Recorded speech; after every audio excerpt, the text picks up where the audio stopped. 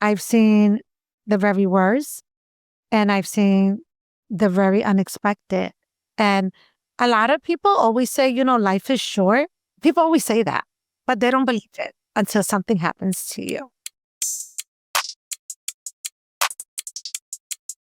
Joining us on today's episode is Alma Rios, a dedicated funeral home director whose work is rooted in compassion, dignity, and deep respect for the families she serves. Alma, it is such a pleasure to finally have you on the show today. It is an honor to be here, so thank you to you and your husband for the invitation.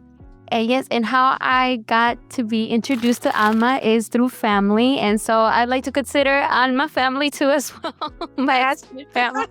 We're all cousins. We're all cousins over there in Philadelphia. We're all cousins. So Alma, for those that don't know exactly, what is a funeral director? What does a funeral director do? And what drew you into the profession? So depending on what state you're in, you carry the title of a funeral director. In the state of Pennsylvania, a licensed funeral director is also an embalmer. So you handle all aspects of everything under the sun related to funeral. I pretty much handle everything. But the responsibilities of a funeral director is pretty much to meet with families, embalm bodies, carry out the entire process, making sure that everyone's loved one is taken care of and that whatever celebration or act of service they want for that person's funeral to be carried out in a proper way. So what drew you to the profession, or how did you land to become, how did you become a funeral director? Prior to me becoming a funeral director, I was a stay-at-home mom. I already had a science degree. I've always loved science. My daughter was in high school, ready to go to college. So we went to a fair, like a college fair, looking to see what school she was going to go to. And there I came across a booth, and it was a funeral school, and spoke to the director there. And just a brief conversation that he and I had, he said, I think you will be great in this profession. And I'm like, really? So I like to think that the profession picked me. I always say there's no job that I will ever want to do but this job. So it was destiny. It really was. And it was, the funeral industry is a very difficult industry to get into. You're usually grandfathered into the business. And I had no one in my family that was in the industry. It was very difficult at first. To get even into the program, the mortuary program, you had to be assigned a funeral home. And I thought that was going to be easy. Oh, let me just get a funeral home. I live in New Jersey. And so I started in New Jersey going to the funeral homes to find a place. I probably contacted 52 funeral homes. Wow. 52, and 52 funeral homes said no to me. So I started in New Jersey, and then I said I might as well go to Philly and see what happened there. And when I think back, I don't know what was in me that made me, I had a book and I wrote every funeral home down only because I didn't want to call them again. Right. Some funeral homes I called, some I went to, I knocked on the door. People will come to the door and look at me and say no. I was a Latina. I had no experience, but I don't know why I kept going. I don't know why after the 20th funeral home, I didn't give up. It was something, I believe that it was something that God wanted me to do. And I remember having a conversation. I was in California, and I had a conversation with my uncle, and I said, he's a pastor, and I said, everyone has said no to me, and I don't know what to do.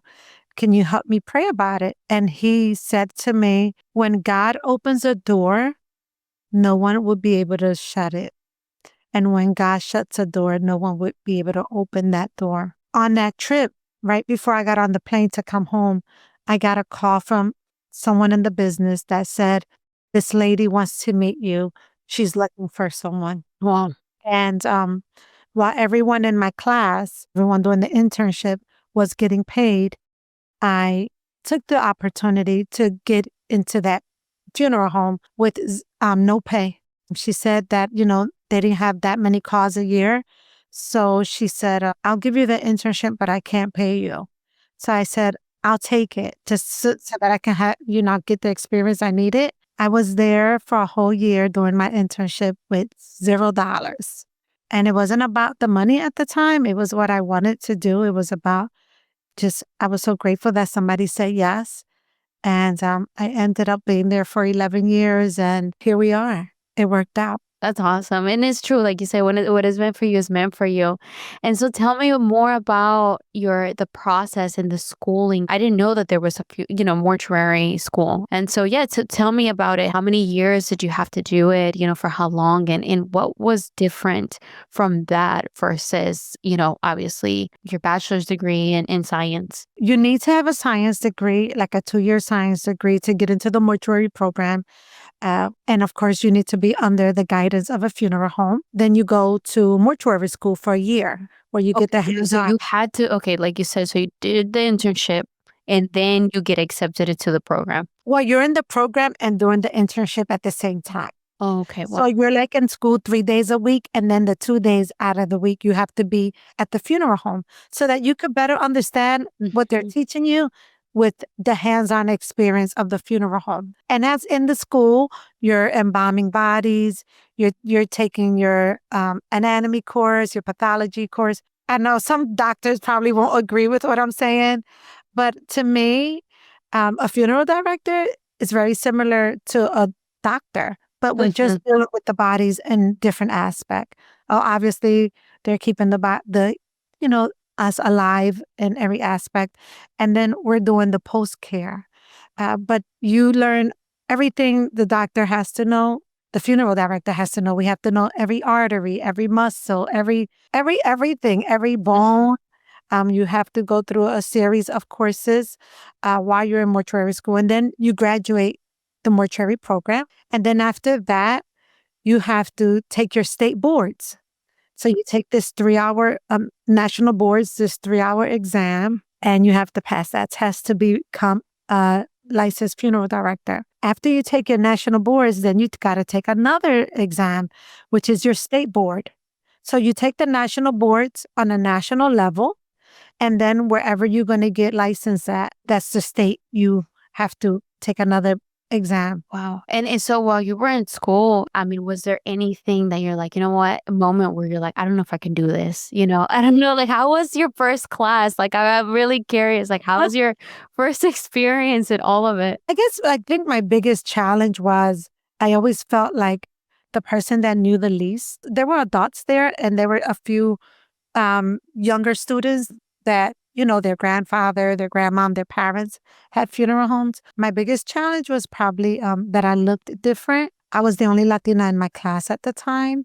And I was probably the only one that didn't have any affiliation with a funeral home. Everyone else was related or grandfathered into the business. But there was an instructor in my class that I admire because she was extremely intelligent. I had a one-on-one conversation with her. And right at the time, I was married. I had my children in high school. Like my youngest was an adolescent. I had the opportunity to sit with this instructor, and I admired her because she knew the profession. She was great at it. She said something to me that always stuck with me. Even to this day, she said to me, "You are going to be gold in this industry." It was something about those words. People always say, be careful what you say to people because they could penetrate deep and cause a lot of hurt. Her words to me, they didn't cause hurt, but they caused like a deep motivation that I was like, I'm never going to give up. For her to say that to me, she saw something in me that even as an adult, I didn't see. For her to say that you're going to be gold in this industry, it was something bigger than what I saw or even thought. And she was right. She was so right. But a lot of things have happened, a lot of challenges. I went through the challenges of trying to get my kids into college, my kids dipping and dabbing into things they had no business getting into. I went through a divorce. But all that, I maintained the thought of there's a purpose in this. Like God is not going to allow me to cross over all these hurdles and find this funeral home after 53 calls to just leave me hanging. And it happened. So you're finally out of it. What happens next? Where you stick to the funeral home that you've been interning with, and then what happens afterwards? You take your boards, everything goes well. I mean, not smooth, but good. You happen to pass. I passed it after many, many times. I passed it. My biggest priority was to just build community with my community, to let people know that, hey, there's someone that's not desensitized and that cares. While I was in the process of building this, I have 5 younger sisters, and one of them decides to get in the industry to help me. And I'm like, one day we're going to have a funeral home. So she's like, okay, as her big sister, she feels inspired and she gets into the business. And then our youngest sister goes missing and gets murdered. And that was like in 2012, 2013. And that just put a halt to everything. You question God, like, really, God, you're going to do that to us? Like, I always make sure that everybody's loved one looks great. And we don't get to say goodbye to my sister. We don't find her body. And then the other sister of mine that was going through Mercer, she wants nothing to do with the business. And so at that point, it was like, okay, I'm just going to become somebody's employee forever. And the dreams that we shared as a sister would no longer ever occur because pain invaded that. And there was a time where, I had to take a break for a couple months because I was very upset, questioning God and hurt. And every case you couldn't really do it to like the way you did it to full capacity with the love and the genuine, because you're grieving. You're in pain. Your sister goes missing. My youngest sister went missing for 18 months. And we found like a part of her, which was her tibia, like her leg. The coroner's office 18 months later called and said, we're going to deliver it to the funeral home, the leg, because she was in water. And I wasn't supposed to open that door. And I opened the door and they handed me over a box. And I knew that was my sister's remain. And I sat there with the box on my lap and I dealt with that. I had to get myself together and say, what do we do? So I had to put on the gear of a funeral director and think like a funeral director and say, okay, we got to bury this and put her to rest and bring peace, just like I do with any other family, and bury the remains with Mom. And we did that. There was a pastor that said to me, he said, what happened to your sister wasn't the cause of God. It was the cause of sin. And when he said that to me, he said, you have a purpose in doing this. And this is a pastor that I've worked with a lot of the people that I've passed. And it was like kind of like he gave me life. And he said, this community needs you. So, yeah, stood at the funeral home that I was in for 11 years and built community and built my name. And one of the most busiest seasons or busiest times of death, to me, it was during the pandemic. We never really, nobody never really experienced the pandemic. I actually ended up suffering from anxiety and panic from that, which Really? I never was one. It was in the deaf industry, it was a lot. It was probably too much for some people. Why would you say that? Especially after everything that you've seen, why would you say that was probably the time that you felt the most anxious? Well, you were dealing with not only nonstop deaths, but you were also dealing with family members not being able to say goodbye. So there was a period of time at the very beginning, you couldn't have no viewings. Even still not having viewings, you still had to prepare that body. You understand? That body still had to get worked on. So we're protecting ourselves by putting on all these equipments, layers and layers, because you don't know if it was contagious.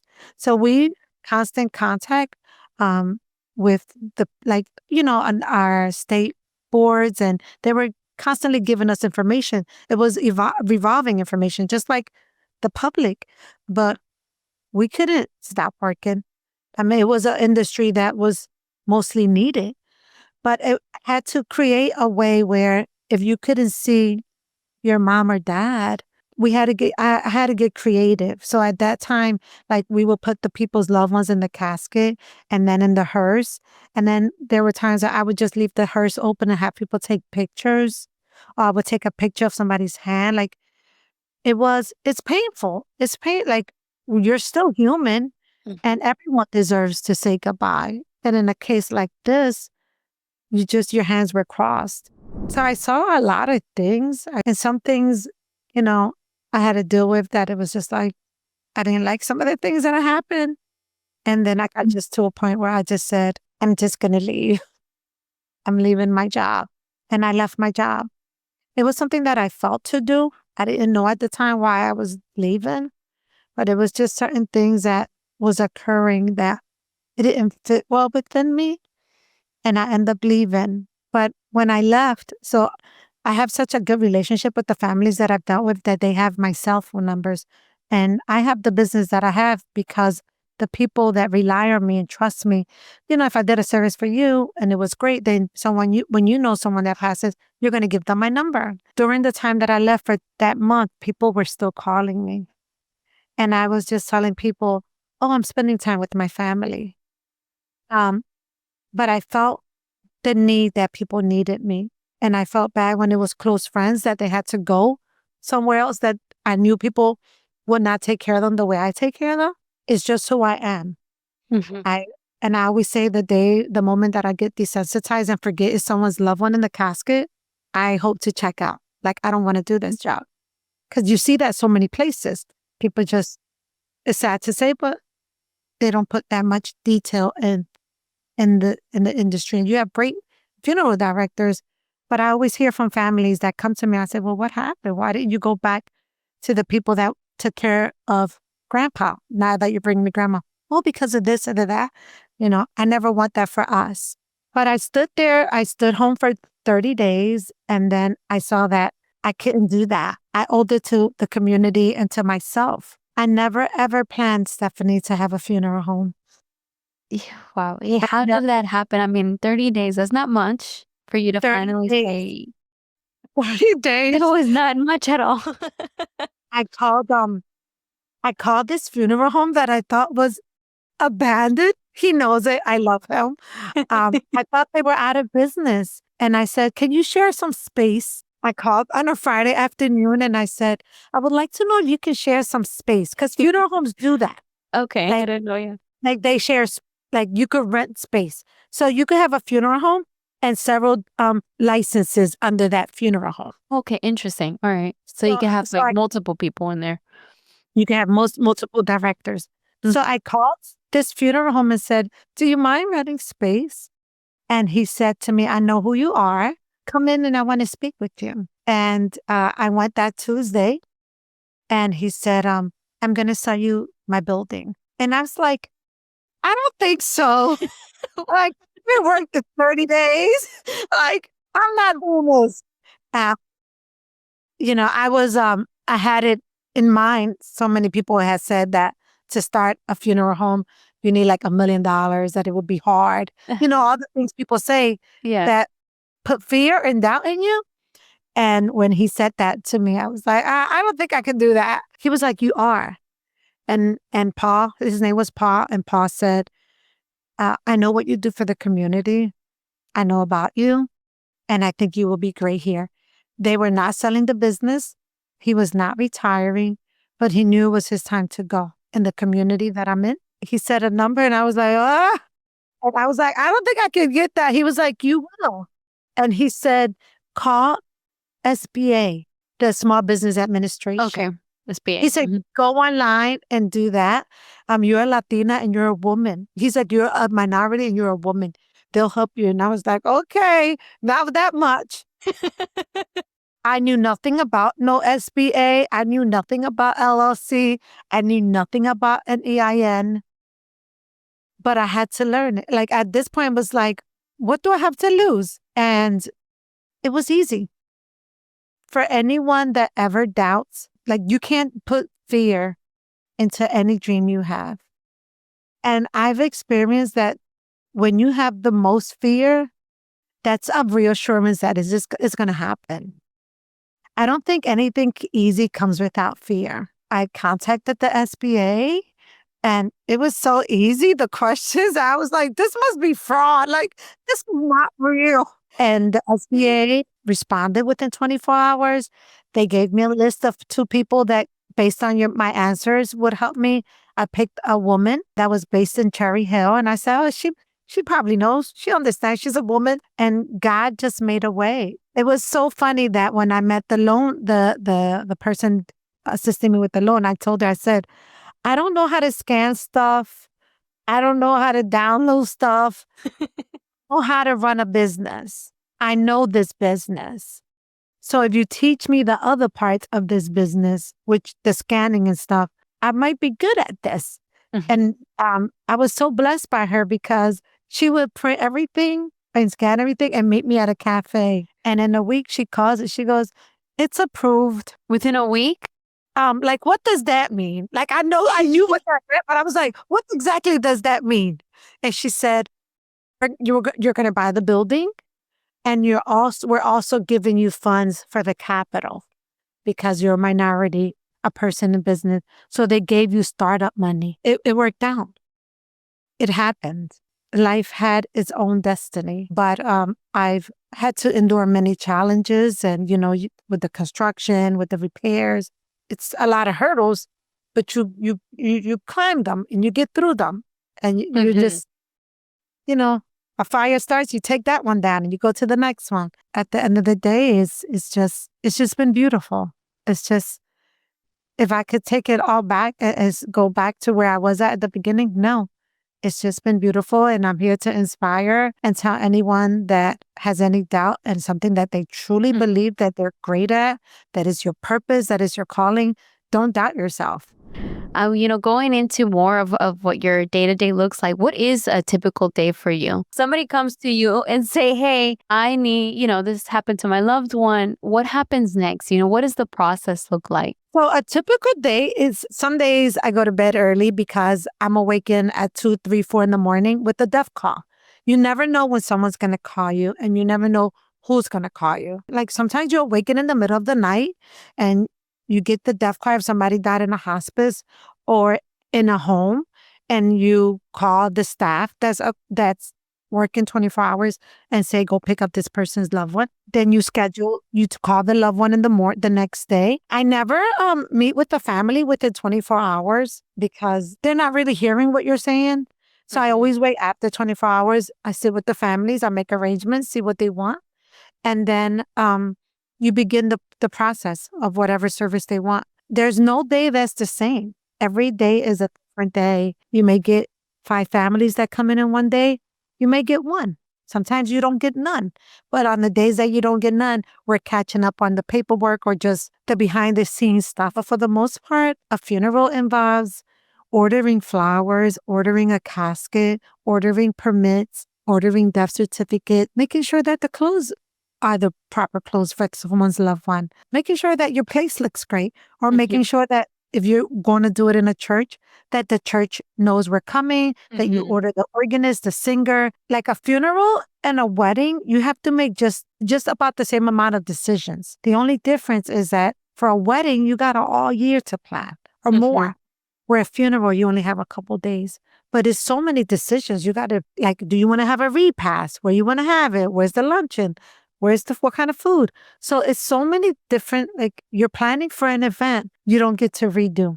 So that's why I take it to the, like I want to give white glove service to my families. And I tell my staff and the people, listen, if it's done incorrectly, let us know, because we can't redo this.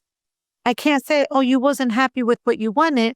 Let me redo this again. That's why every detail matters. Every step matters for me. And we do it with the highest priority, the highest dignity, and we do it with a lot of love and patience. This profession has changed your view on life and death, and how has that? Oh, yeah. Well, I live every day as if it's my last day. And it's sad to say that. I make sure I do my bed every day, just in case I don't come home. Uh, I make sure to take pictures when I'm with friends. I make sure that when I'm with my grandchildren, I teach them something every time I'm with them. I've seen the very worst and I've seen the very unexpected. And a lot of people always say, life is short. People always say that, but they don't believe it until something happens to you. When my sister went missing, I was 40 years old. She called me on my birthday for my 40th birthday. That was the last conversation I had with her. She said, if I could just be you when I turn 40, I'm going to be a badass. And I was like, you're going to be better than me. You're beautiful. You're smart. You're a good mom. You're going to be better than me. I never knew that would be the last conversation I had with my sister. It was like, that was the best birthday gift that anybody ever gave me, was that conversation with her when I was 40. And so my sister has taught me that, not only my sister's last conversation, but this profession. You get the mom who just went to a baseball game. You get the dad that went to work that never came back. You get those unexpected calls that somebody fell and bumped their head, like everything. And so I see it every single day. I deal with the families. I see the families that never were prepared for something like that. And so I live my life that if today was my last day, what impact would I have on the person that I came across? Like, what impact did I do today? And that's how I live my life.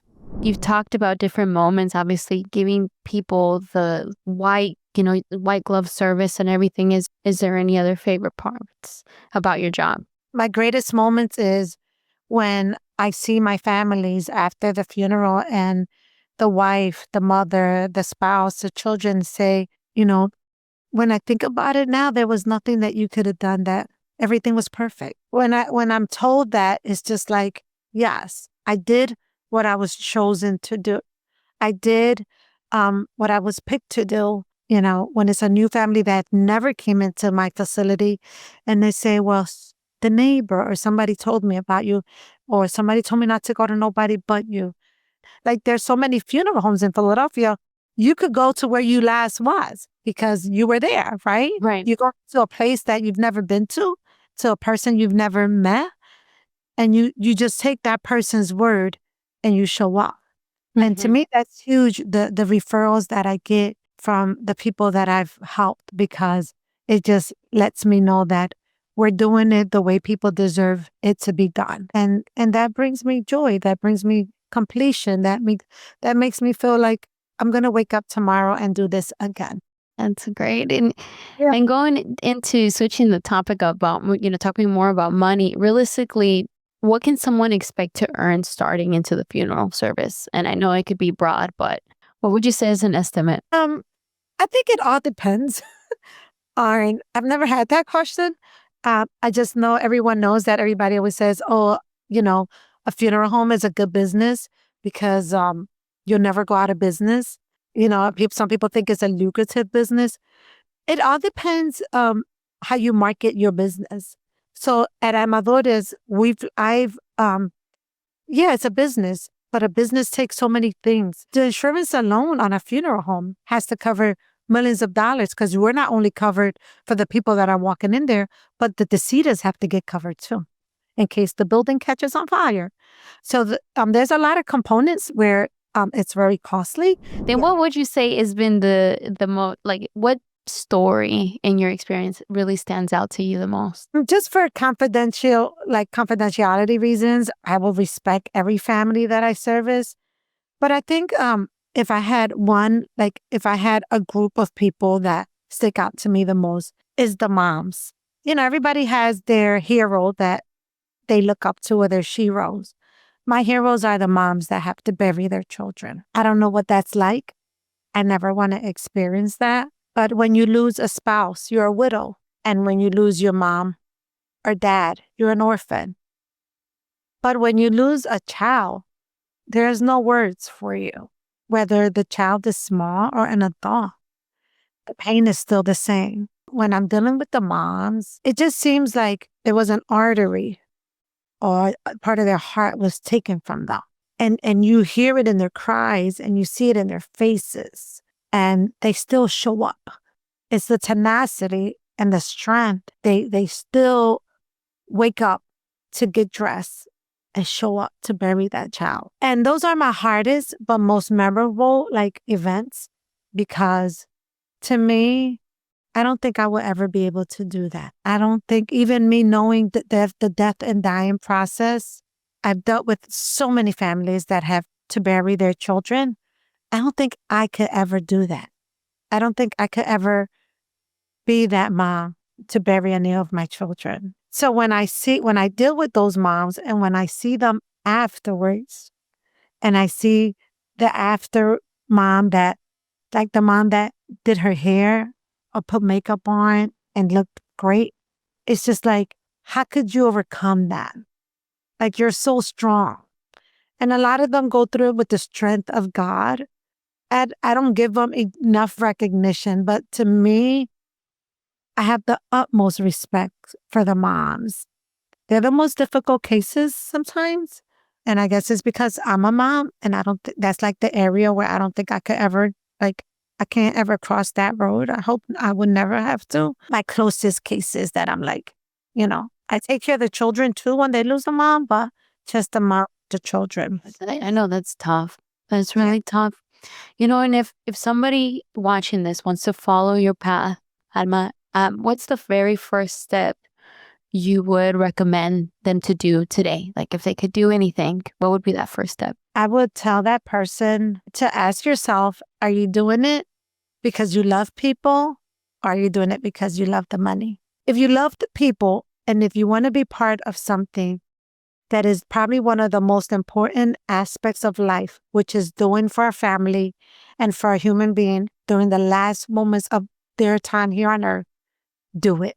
You could do so many great things, like you could be part of a quinceañero, a birthday, anniversary, or wedding. You could get married a couple times, and you could have birthday parties, several birthday parties, but you can only have one funeral. And so if you want to like play an impact on somebody's life, on one of the most important moments of their lives, do it, because it's transformational. It's so important, and it's so memorable, and it's something that you have that no one else would do. Like, no one, all the people that I buried, no one else can say they did that. But the families will say it was Alma that did it. It's just something that you possess. And when you know that you did it to the utmost care, it's something that brings you pride. And it's something that's worth way more than any monetary thing out here. Thanks for clocking in with us. Enjoyed the content? Make sure to like, share, and subscribe. If you have a career in mind you would like us to spotlight, send us a message on Instagram. We're always listening. Until next time, it's time to clock out.